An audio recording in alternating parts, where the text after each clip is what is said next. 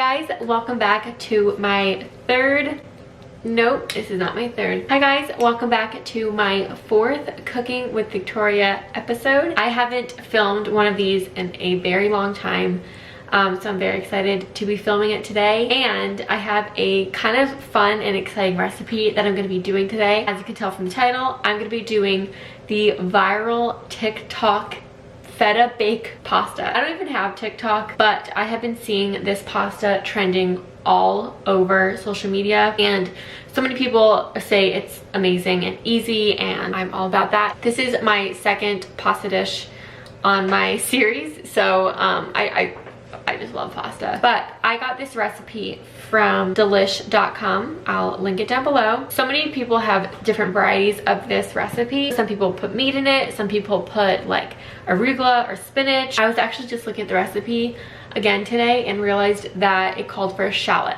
and I do not have a shallot, so I'm gonna be doing an onion instead.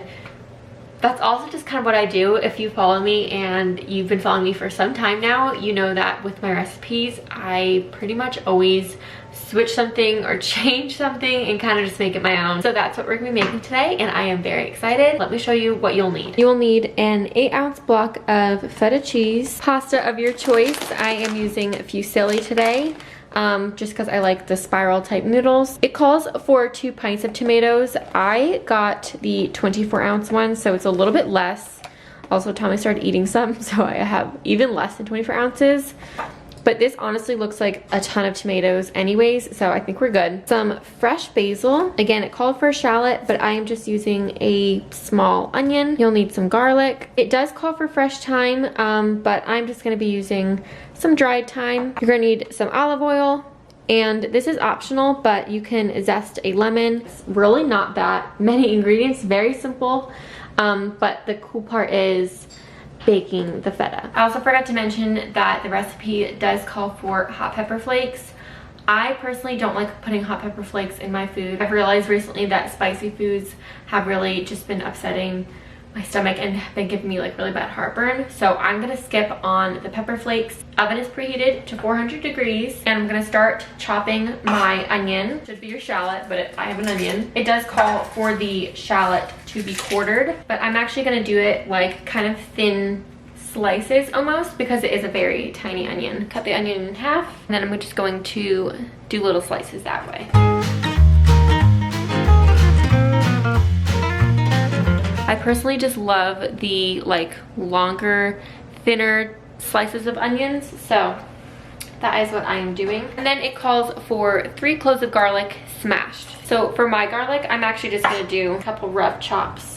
Now we're gonna combine it all on a large tray. I don't have one of those large, I think it's like 9 by 13 baking dishes. I need to get one so badly. I don't have one of those, so what I'm actually gonna do is put all this on a tray, and then once it's done baking, take it and mix it with the pasta in a separate bowl. So it says to combine the tomatoes, the shallot, onion, garlic, and most of the olive oil, which is 2 cups of olive oil. Got our freshly washed tomatoes. I'm just gonna add my onions, add our roughly minced garlic. I'm just eyeballing this, but calls for 2 cups of olive oil, and it says to add most of the olive oil. We're just gonna do a good amount. That looks very beautiful. And I'm just gonna give it a little stir. Then for the star of the show, our feta cheese, which we are literally just gonna place directly in the center. I don't know if you're supposed to put this like on top of the tomatoes or doing it around the tomatoes. It looks pretty. Okay, now we're just gonna sprinkle our thyme. It calls for 2 sprigs, but I'm just estimating and eyeballing it. Looks perfect. Now we bake this for 40 to 45 minutes. Why do I never have my rack in the spot it needs to be? Now this goes in for about 40 to 45 minutes. Ugh. Oh, wow, that's hot. Holy moly, I think I just burnt my eyelashes.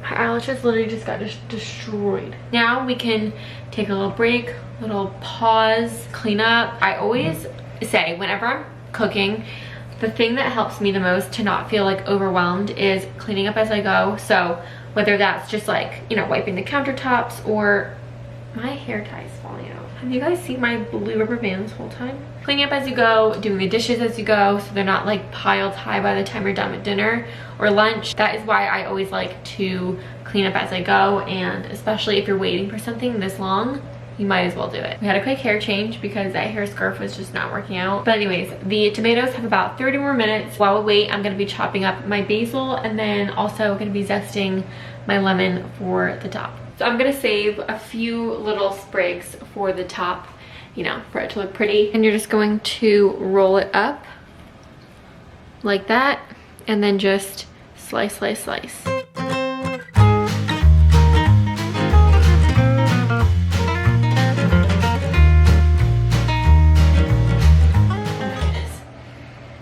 I love it. I love citrus so much. Got our lemon zest in there. It's actually kind of a lot. It was a big lemon. I'm using about that much lemon zest. Also, I'm using it in this bowl that I thrifted here. Isn't that like so beautiful? I love those diagonal lines across like that. I think it's honestly like a little ramekin. So we've prepped our toppings and I'm just gonna put it aside. Now it's just the waiting game.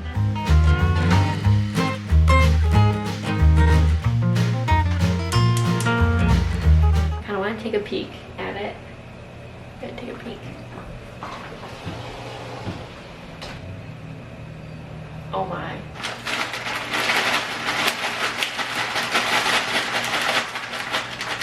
Come on. Timer just went off, so let's check them. It looks ready. And it looks delicious. How beautiful and delicious does that look? I love how the feta got kind of black on the edges. Oh my gosh, it looks so good. Okay, so since we are not gonna be mixing the pasta in here, I'm actually just gonna mix this all up and then put the creamy mixture right on top of our pasta when I drain it.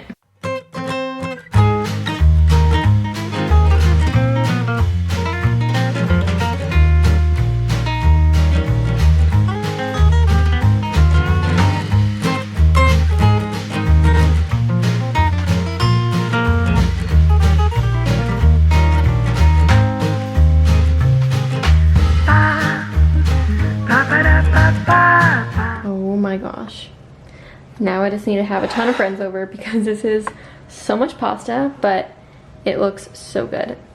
Let's try it. I'm gonna scoop myself some. I can't wait any longer. Tommy's also here, so I'm gonna get him his plate. Oh my gosh, that's amazing. Doesn't it? Oh my gosh. Okay, I'm very excited. I don't know if I put enough salt in it or anything because I wanted to do like a full reaction on here. So this might need more salt, might need more pepper. I'm gonna try it. Oh my wow. Tommy's sitting over there. That is like, this might be one of my go-to recipes. But I'm gonna end the video here. I definitely would give this recipe a 10 out of 10 because it was very, very, very easy to make. You didn't have to do the extra steps that I did, which was like transferring it to a different bowl to mix it and putting on a platter. You could literally just make it all in one tray, serve it, mix it, do all of it in one big tray.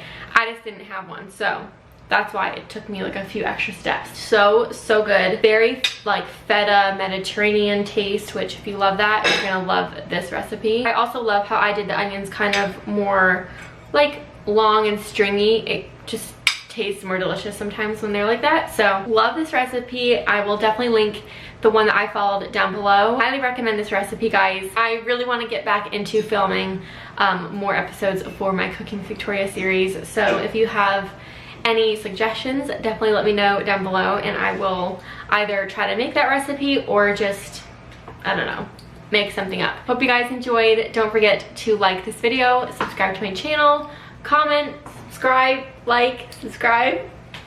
I messed up. Tommy's over there. I feel embarrassed. Okay, bye guys. Gonna go finish this, scarf down, probably get 3 more plates of it.